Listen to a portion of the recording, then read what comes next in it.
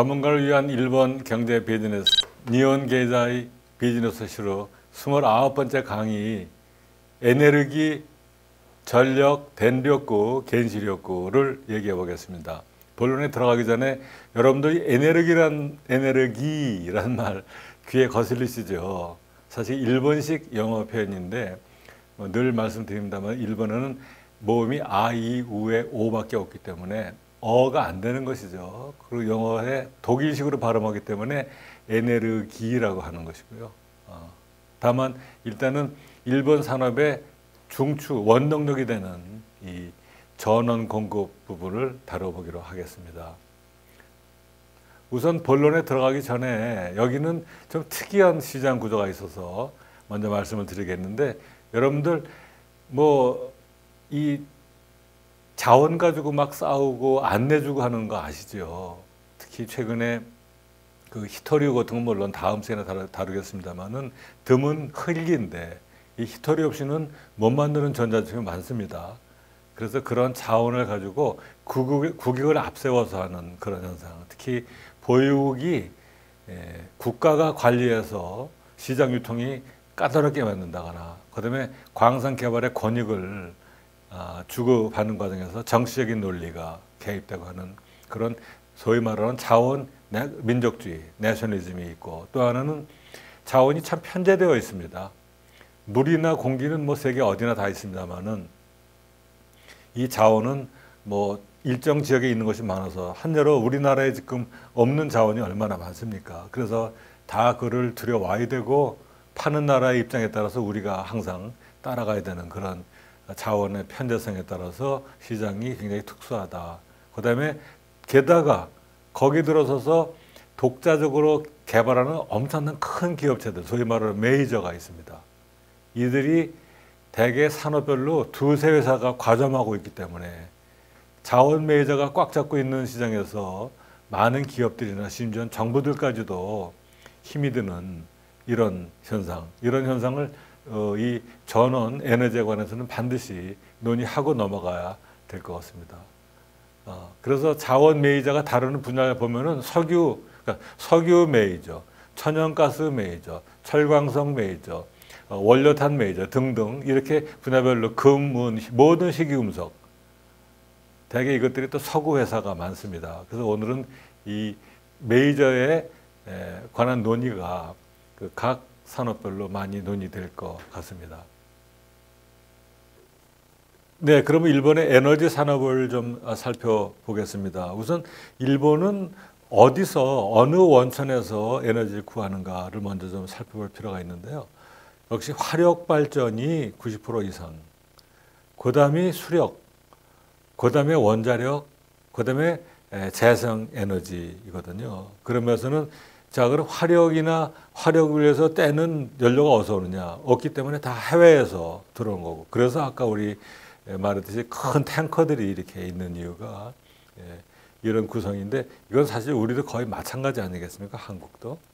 그래서 오른쪽에 보게 되면은 밑에서 보면 석유, 석탄, 천연가스, 원자력, 수력, 그다음에 신에너지 소스인데 지열 같은, 압도적으로 44%가 석유, 23%가 석탄, 소위 말하는 떼는 거죠. 그다음에 천연가스가 24.5% 거지해서 이것만 해서 거의 뭐 아까 얘기했듯이 90% 이상이고, 그 나머지 원자력, 수력 같은 이런 대부분이 화석 에너지, 지구 온난화를 촉진하는 화석 에너지고, 10%가 안 되는 것이 비화석 에너지는 이런 구성으로 되어 있습니다.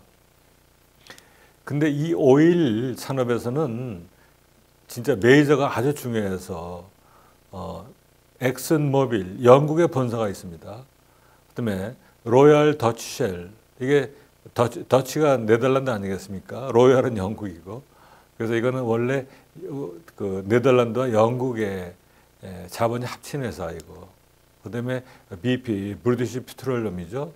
그 영국 회사고, 그다음에 쉐브론이 또 영국. 근데 대부분은 활동은 미국에서 합니다만은 본사는 영국에 있는 회사고, 그다음에 토탈이라는 프랑스 회사. 이걸 보게 되면 영국이 휩쓴다. 이거는 과거 식민지 개발 시대에 영국의 해군력을 앞세운 영국이 대영 제국이 획득한 기득권을 유지해 오면서 이런 메이저가 된 거죠. 오일 산업에서. 그다음에 코너코 필립스 이것도 영국 회사입니다.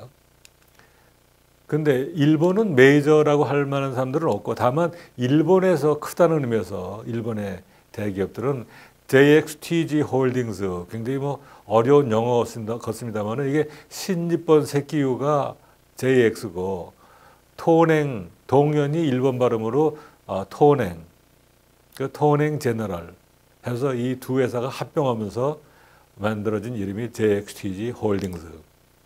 그다음에는 고쿠사이 세키유 가이아츠 테이세키 좀 긴 이름이 있나마는 국제 석유 개발 1층 제석.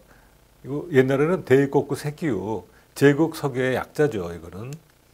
그다음에 아마 일본 가시면은 자동차 혹시 운전하면은 이 주유소 중에서 이데미츠라는 출광이라는 그 브랜드가 제일 많이 보일 겁니다. 이데미츠 코사는 많은 주유소들 가지고 있습니다. 그다음에 쇼와 쉘, 이건 쇼와하고 미국의 쉘하고 합쳐진 회사입니다. 그다음에 후지 세키유가 일본의 주요 그 석유 결국 수입업자죠. 수입업자라고 하겠습니다. 그런데 이 일본 석유업계도 다시금 통합의 바람이 불어서 맨 위에 JXTG가 아까 말씀드렸듯이 1위하던 JX홀딩스하고 3위하던 토냉 제너럴 세키유 보면은 애니오스라는 브랜드 그다음에 에sso 브랜드 모빌 브랜드 이 다 유명한 브랜드들이 합쳐서 1위하고 3위가 그 위에 14조 매상으로 올라간 거고 그다음에 2위는 이데미츠하고 다시 5위에 있는 쇼와 쉘이 합쳐서 7조 매출로 올라가는 두 번째 그룹.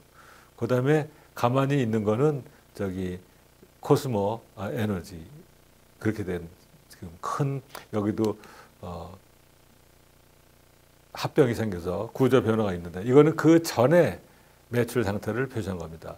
JX홀딩스가 10조, 이데미츠 코산 4조 6천, 도냉 제너럴 3조 4천, 코스모 에너지 3조, 그 다음에 쇼와 쉘이 2조 9천, 약 3조 그런 시장 구조였었습니다.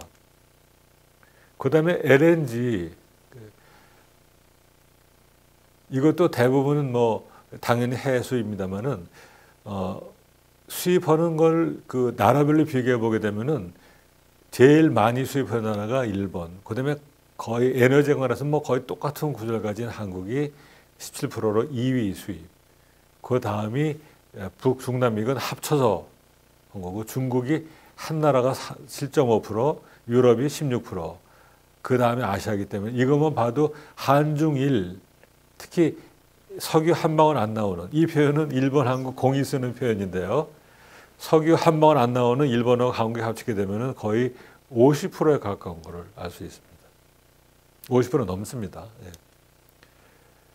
그리고 이 LNG는 다른 것과 달리 탱커가 중요하죠. 그래서 탱커로 들여와서 팔고 기지에다 비축해 놨다가 파는 그래서 굉장히 특이한 유통체계이기 때문에 그걸 보게 되면은 일단은 이거를 사들이는 회사들은 아까 나왔듯이 LNG 태워서 전기 만드니까요. 동경전력 28%죠. 그 점유율로 보게 되면은 그다음에 동경가스가 16, 중부전력이 15, 관서전력이 10.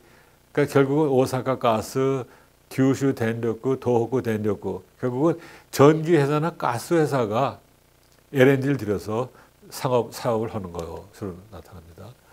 그래서 이거를 다시 지역별로 파는 가스 고우리 소매죠.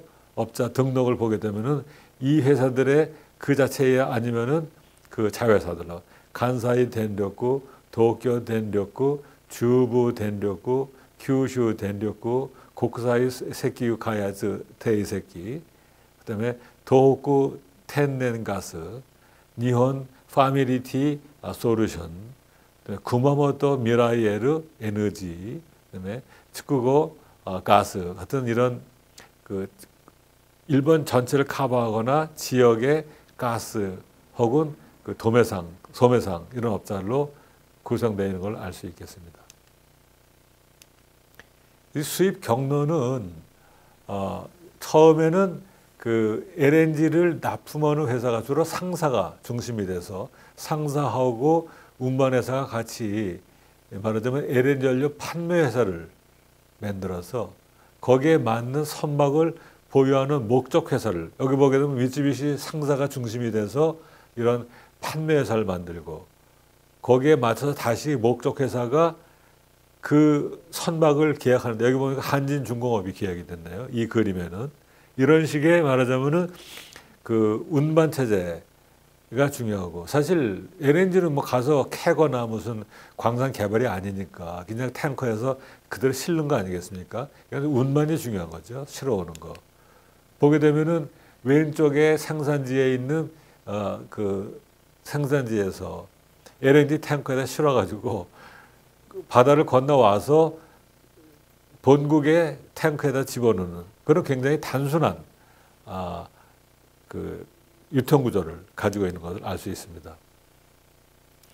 그다음에 석탄도 뭐 우리는 뭐 별로 많이 안 납니다만 그래서 일본도 에너지에 관한 한국하고 일본이 굉장히 유사한 구조입니다. 그래서 석탄 수입량은 중국은 많이 납니다만은 중국이 24, 일본이 14, 인도가 13, 한국이 9, 그다음에 뭐 대만, 독일, 영국 이렇게 말하자면 수입량이 있기 때문에 이거를 인구에 비춰 본다면 역시 한국이나 일본이 인구 1인당 굉장히 많은 양의 에너지를 수입한다.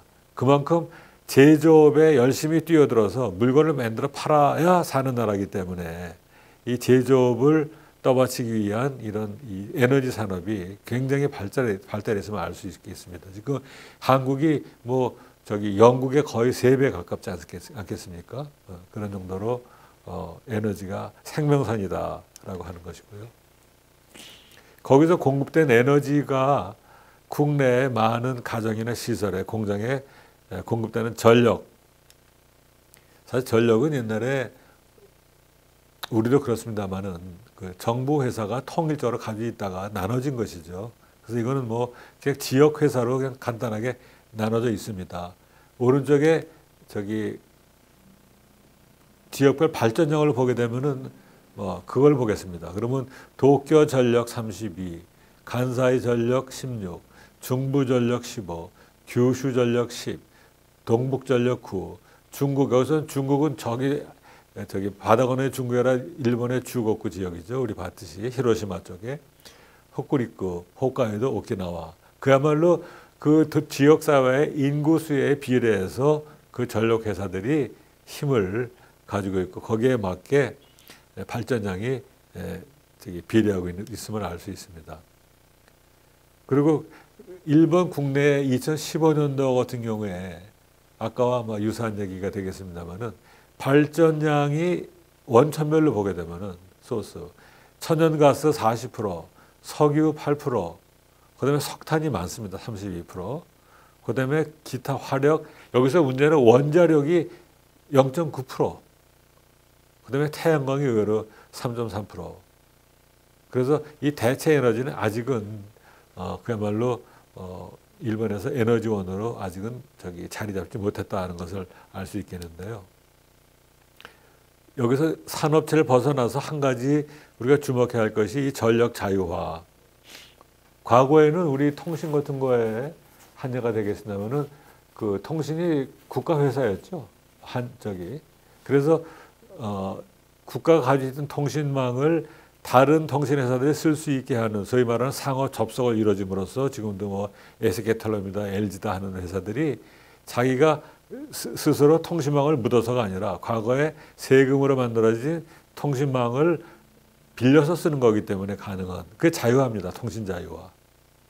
그와 똑같은 전력 자유화가 지금 이루어지고 있다. 말하자면 성전 설비를 이제는 빌려서 사업을 할 수 있게 되는 그것이 이제 전력에서도 이루어지고 있다는 것입니다. 그래서 여기 보게 되면은 왼쪽에 파란 거는 원래 있던 그 정부 계통의 전력 회사가 오른쪽에 그 브라운색의 독립계 발전 사업자가 들어서서 이제는 발전 및 송배전 시설을 같이 경쟁적으로 사용해서 일반 수요자한테 공급한다. 오른쪽 그림이 더 자세할 것 같습니다. 보게 되면은 가운데 있는 송전 설비는 그대로 우리 통신 설비 나눠 쓰듯이 똑같이 두고 공동 시설이고, 지역 전력회사 혹은 다른 지역에 말하자면 경기도 전력회사 옆에 충청도 전력회사도 들어와서 경쟁할 수 있고, 그다음에 가스회사, 통신회사, 제지회사, 상사, 최근에 더군다나 집에서 받아들인 이 조그만 전력을 팔지 않겠습니까? 이런 말하자면 그 그리드죠. 전력 그리드 같은 것이 되기 때문에 새로운 마켓 플레이어가 들어섰다. 이런 사람들이 들어서서 자유롭게 경쟁하는, 그래서 가정들은 거기서 가격 체제를 선택해서 쓸 수 있는 이런 식의, 결국은 전력의 독점 체제가 깨지고 시설 공동 사용을 통한 경쟁사도 들어간다 하는 것이 일본의 전력 자유화라고 할 수 있겠습니다. 원자력은 사실은 아까 나왔듯이 그 전력 공급원으로서는 아주 미미한 소스입니다만은 이게 워낙 사회적으로 중요하고 또 우리와 유사한 구조가 되기 때문에 언급하고 넘어가고자 합니다. 우선 세계적으로 주요한 원자력 발전 국가를 보게 되면은 미국부터 발전 기수, 미국 100, 프랑스 58, 일본 48, 러시아 29, 한국 5위로 23. 한국이 굉장히 발달한 원자력 발전국이라고 할 수 있겠습니다. 그 밑에 중국, 독일, 영국, 스웨덴, 스페인, 벨기에, 대만, 인도, 스위스, 아이슬란드. 다만 이것이 국가 전체의 전력 양에는 굉장히 아주 미미한 그런 단계인데, 아시다시피 일본은 지금 2014년 그 2011년이죠. 동일본 대진 이후로는 지금 원자력을 지금 줄여가는 추세고, 원자력 발전을 거부하는 그런 사회운동은 한국에도 일어나고 있기 때문에 또 여기서도 일본과 유사한 현상을 우리가 볼 수 있다고 봅니다. 자, 그런데 그 원자력의 원료는 그 우라늄이죠. 일본말로 그냥 우란 그러는데요. 우라늄의 매장량은 뭐 카자흐스탄, 그다음에 카나다, 오스트레일리아, 그다음에 니제르 같은 나라입니다만은 이것이 채굴 가능한 상태로 되어 있는 것은 좀 다릅니다. 그래서 여러분 오스트라리아는 우리가 말하는 호주, 오스트레일리아고, 오스트리아는 유럽에 있는 오스트리아입니다. 그걸 항상 유념해서 들어주시길 바라고요. 그다음에 카자흐스탄, 러시아, 카나다, 이렇게 말하자면 그 우라늄이 있는 나라고 수출한 나라가 굉장히 편제해 있다는 것을 말씀드리는 거고요.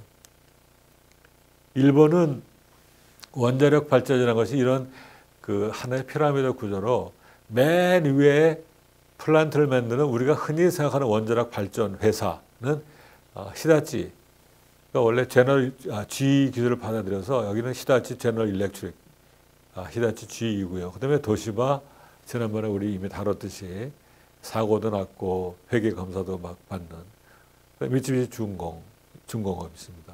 그 아래에 여러 가지 그 원자력에 특유하게 필요한 기술, 예를 들면 오른쪽에 보면 니온 세이코쇼, 그다음에 일본 주단강, 동아 펄프, 이구르고, 오카노 펄프, 이상하게 말하자면 원자력 발전을 가능하게 하는 다양한 대형 설비, 전열재, 비상용 디젤 그런 특수 회사들이 한 400개가 있고, 그 밑에 일반적인 배관이다, 밸브다, 펌프다 하는 일반적인 그런 부품 공급처가 다수가 되는 그런 피라미드 관계를 형성하고 있는 특수한 시장이라고 할 수 있겠습니다.